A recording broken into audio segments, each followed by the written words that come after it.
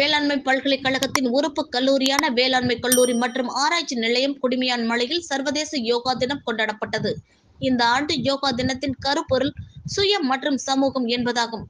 இந்நிகழ்ச்சிக்கு கல்லூரியின் முதன்மையர் சே நக்கீரன் அவர்கள் தலைமை தாங்கினார். இதில் புதுக்கோட்டை மருத்துவக் கல்லூரி மருத்துவர்கள் சரவணன் அவர்கள் யோகாசனம் குறித்து சிறப்புரையாற்றினார். இதில் யோகா செய்வதனால் உடல் மற்றும் மன வலிமை பெறும் என்றும் எடுத்து கூறினார்.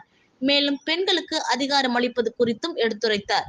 யோகா பயிற்சியாளர் இமயராணி அவர்கள் பத்மாசனம், கோமுகாசனம், வஜ்ராசனம், புஜங்காசனம் உள்ளிட்ட பல்வேறு யோகாசனங்களும் அவற்றின் பயன்கள் குறித்தும் கல்லூரி மாணவ மாணவிகளுக்கு பயிற்சி அளித்தார். மாணவர்களும் அதை தொடர்ந்து யோகாசனம் செய்தனர். இதற்கான ஏற்பாடுகளை கல்லூரியின் நாட்டு நல பணித்திட்ட அலுவலர் மா விஜயகுமார், வெங்கடலட்சுமி மற்றும் உடற்கல்வி ஆசிரியர் கார்த்திக் அவர்கள் செய்திருந்தனர். இதில் 500க்கும் மேற்பட்ட மாணவ மாணவிகள் கலந்து கொண்டு யோகாசனம் செய்தனர்.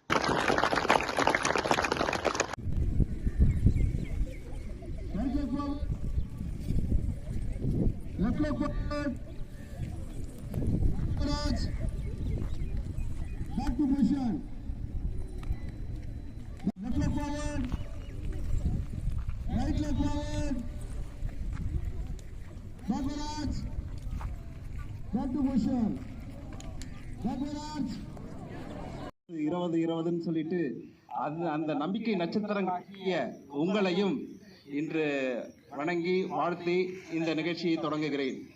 இன்னைக்கு சர்வதேச யோகா தினம். உங்களுடைய முதல்வர் சொன்ன மாதிரி இன்னைக்கு கருத்துரு what is the theme of the today's world yoga day? Women empowerment. Women empowerment எதுக்காக? ஏன்னா ஒரு கல்வி ஆண்களிடத்தில் சென்றால் அது அவர்களிடத்தில் மட்டும்தான் இருக்கும்.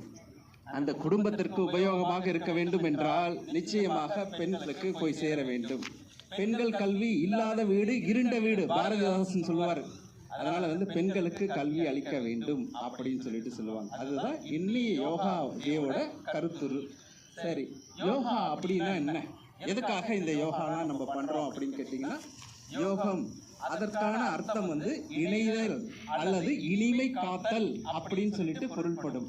இணைதல் அல்லது இனிமை காத்தல், இதுல என்ன சார் இருக்கு அப்படின்னு கேட்டீங்கன்னா, எது எதனுடன் கூட இனிமை காக்கணும், எது கூட சேர்ந்து நல்ல உறவு முறையை வளர்க்க வேண்டும் அப்படின்னா நமக்குள்ளாகவும் நாம் நல்ல உறவு முறையை காக்க வேண்டும்.